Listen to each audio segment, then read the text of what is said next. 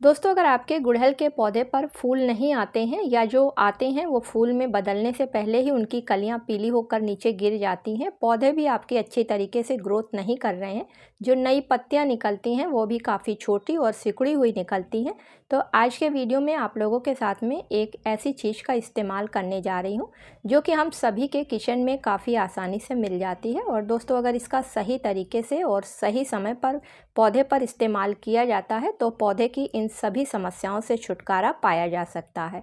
तो ये क्या चीज़ है और किस तरीके से इसका हमें अपने गुड़हल के पौधे पर इस्तेमाल करना है, चलिए आगे वीडियो में देखते हैं।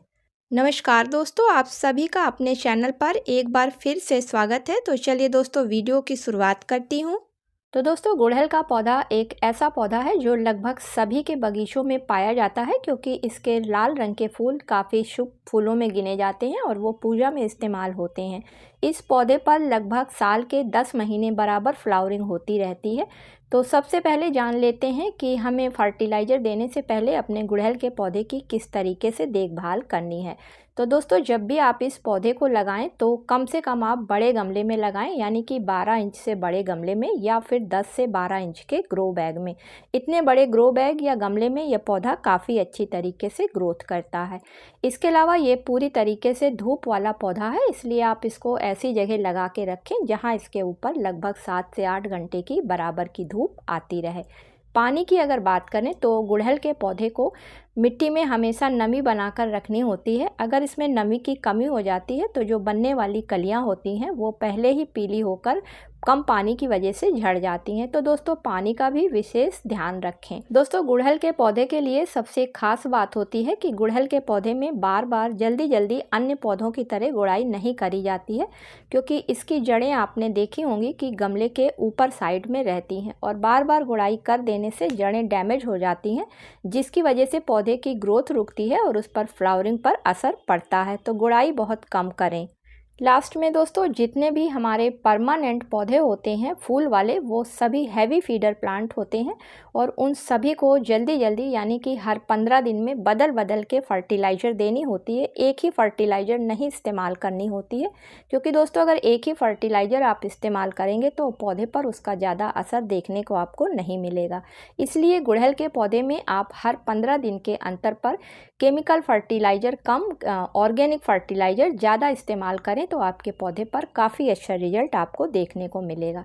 तो चलिए देखते हैं कि हम आज अपने वीडियो में गुड़हल के पौधे पर कौन सी ऑर्गेनिक फर्टिलाइज़र इस्तेमाल करने जा रहे हैं। दोस्तों, सामने आप जो ये बनी हुई फर्टिलाइज़र देख रहे हैं ये ऑर्गेनिक फर्टिलाइज़र है, और जब इसको आप अपने गुड़हल के पौधे के साथ साथ बगीचे के किसी अन्य पौधे पर भी डालेंगे तो देखेंगे कि पौधे की ग्रोथ काफ़ी अच्छी हो रही है, साथ में पत्तियों में काफ़ी शाइनिंग आ गई है और उस पौधे पर फल और फूल जिसका भी पौधा है वो भी आनी शुरू हो गई हैं। साथ में पौधे पर किसी तरीके की फंगस भी नहीं लग रही है।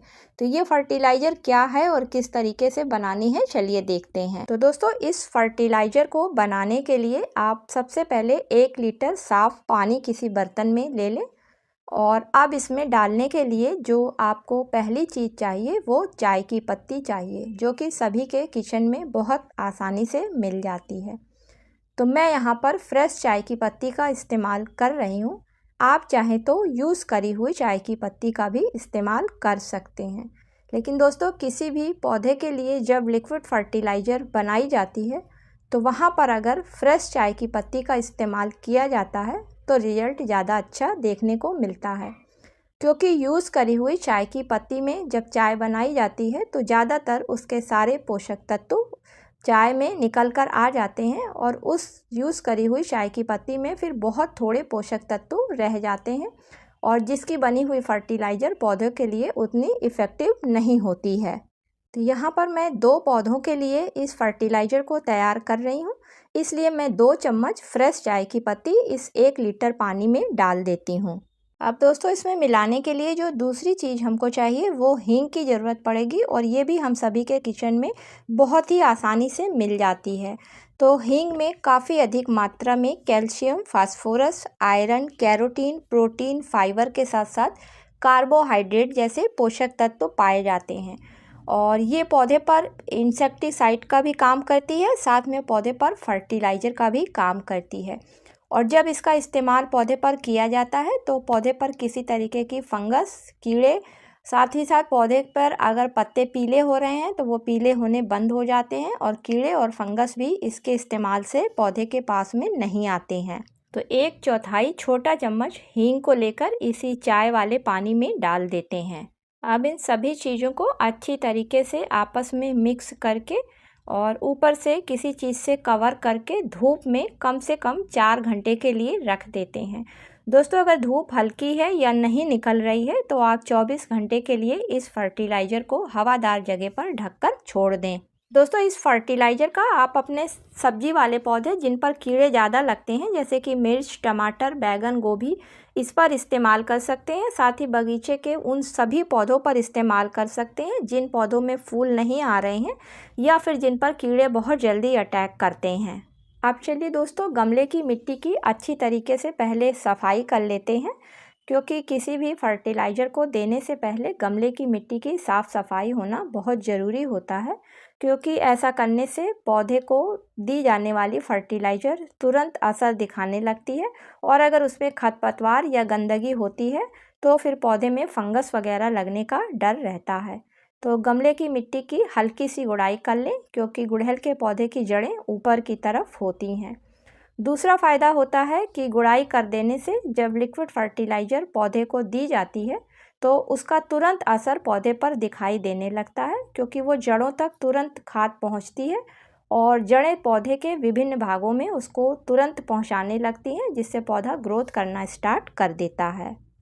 दोस्तों, जब फर्टिलाइज़र तैयार हो जाएगी तो वो कुछ इस तरीके से नज़र आएगी। और अब इसको देना किस तरीके से पौधे में है, चलिए इसको जान लेते हैं। तो 1 लीटर हम इसमें और साफ़ पानी मिलाकर इसको डाइल्यूट कर लेते हैं और उसके बाद पौधे की मिट्टी में धीरे धीरे करके डालते हैं, जिससे कि नीचे जड़ों तक ये आसानी से पहुंच जाए और पौधा अपना काम शुरू कर दे। क्योंकि दोस्तों, किसी भी लिक्विड फर्टिलाइज़र को पौधे में धीरे धीरे डालना चाहिए, जिससे कि मिट्टी उसको एब्जॉर्ब करती रहे और पौधे की जड़ उसको लेती रहे। अगर आप एक साथ 1 लीटर फर्टिलाइज़र किसी गमले में डाल देंगे तो वो ड्रेनेज होल के थ्रू बाहर तुरंत निकल जाएगी और पौधे को उसका फ़ायदा नहीं मिल पाएगा।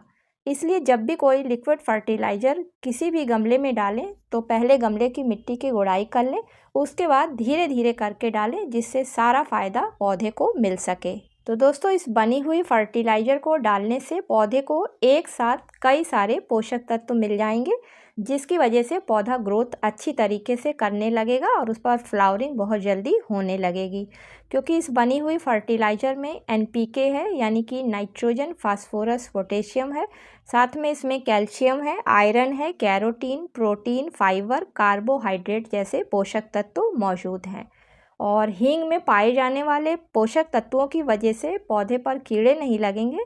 साथ में पौधे की जड़ों में अगर किसी तरीके की फंगस वगैरह है तो वो भी इससे नहीं लगेगी। तो दोस्तों, इस फर्टिलाइज़र का आप अपने इस गुड़हल के पौधे के साथ साथ किसी भी पौधे पर स्प्रे रूप में भी इसका इस्तेमाल कर सकते हैं। उसके लिए पहले इस फर्टिलाइज़र को अच्छी तरीके से छान लें, उसके बाद फिर इसको स्प्रे पंप में भरकर पौधे पर अच्छी तरीके से घुमाकर चारों तरफ स्प्रे करें। साथ ही 15 दिन के अंतर पर आप इस लिक्विड फर्टिलाइज़र का गमले की मिट्टी में भी इस्तेमाल करें। तो दोस्तों, आप देखेंगे कि आपके गुड़हल के पौधे के साथ साथ बगीचे के जिस भी पौधे पर आपने इस्तेमाल किया है उस पौधे पर आपको रिजल्ट काफ़ी अच्छा देखने को मिल रहा है। उम्मीद करती हूँ कि आज का वीडियो आप लोगों को पसंद आया होगा। अगर दोस्तों पसंद आया हो तो इसे लाइक और शेयर करें। मिलती हूँ किसी अगले वीडियो में किसी नई जानकारी के साथ में। तब तक के लिए दोस्तों, हैप्पी गार्डनिंग।